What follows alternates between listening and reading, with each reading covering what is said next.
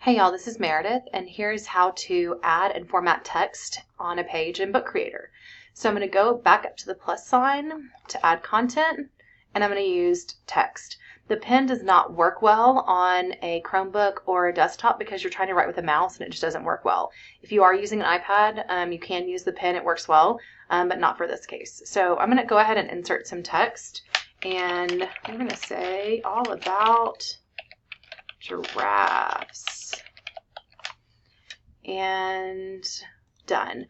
Okay, so this is going to insert my text, but remember I have to use the inspector button to actually format that text. So I have to make sure I'm clicked on the text box, go up to the eye, and here is where I can make this bigger. I can, let's see here, I can center, bold, can change the font. Okay, so if you want to do something a little fancier, make that a little bigger. I can change the color.